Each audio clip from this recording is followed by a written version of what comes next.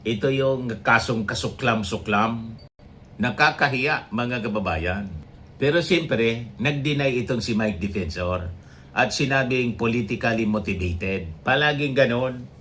Si Digong politically motivated daw. Crimes against humanity. Ganon din si ganon din si Kibuloy. Puro mga kababayan politically motivated. Pati yung kay Sara Duterte impeachment complaint, politically motivated lagi yung depensa nila.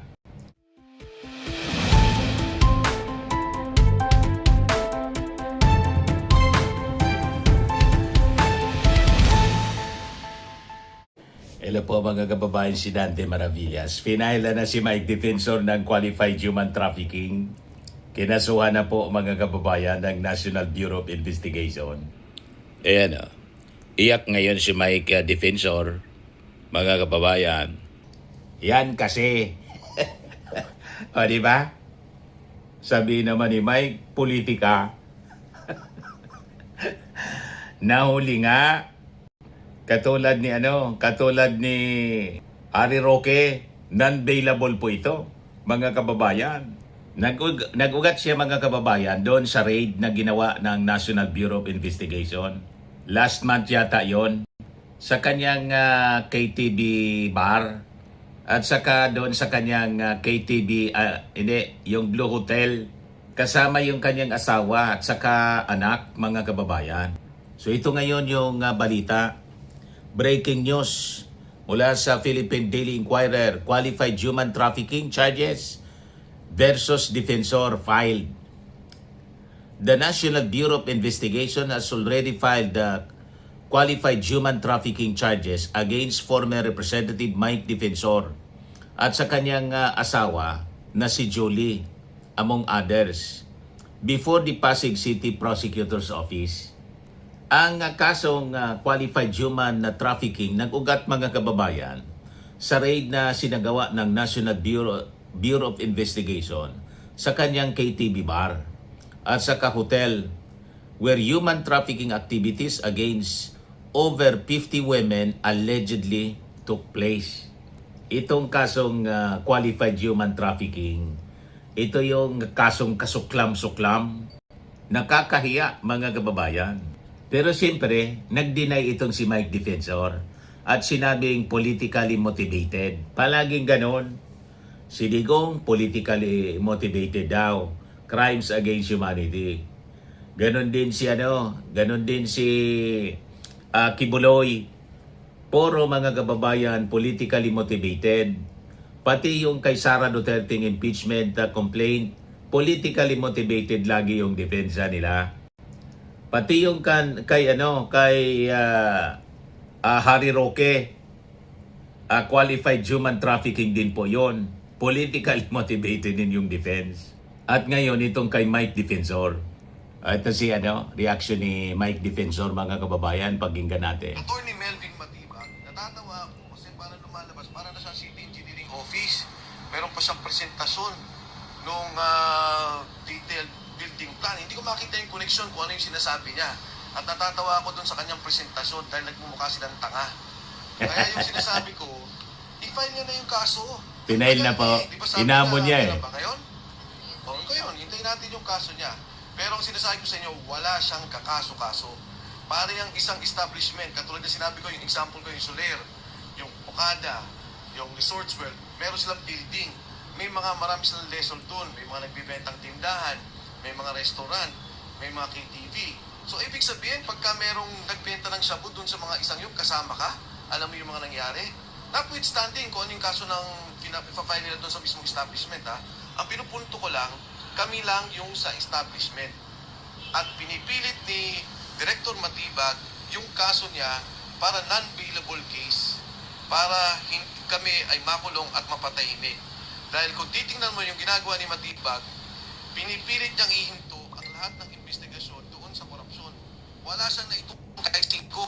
Wala siyang anong dugo o pawis para malaman yung korupsyon sa ating bansa. Pagkos, ang ginawa pa niya, pumunta siya ng Senado para siraan yung mga sundalo. Wala siyang ginawa doon eh, kundi to hit the credibility of the 18 soldiers.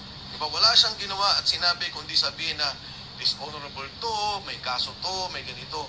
Eh wala naman kailangan ng patunayan eh. Dahil si Saldico mismo, sabi nila ang mastermind ng korupsyon. Eh ito yung mga bata ni Saldico. Sila yung nagsasabi na kami ang tao ni Saldico at kami nagdi-deliver ng pera. So anong credibility ang gusto nilang kunin doon sa 18 Marines? Ngayon, ang kailangan sanang gawin is tingnan nila, tama ba yung sinasabi, nagsisinungaling ba? May mga mali ba doon sa mga binabanggit? Eh kaso wala eh. Ang gusto niya, wala, hindi totoo. Huwag imbestigahan. So, yun yung side mga kababayan ni Mike Defensor before na i-file yung kaso. So, inuugnay niya doon sa flood control. Yung pag-file sa kanya ng kaso, malabo man po, malayo man po. Kasi may nakitang ebidensya doon. May mga na-rescue nga po na mga 50 women na allegedly biktima po ng human trafficking. Sex trade mga kababayan.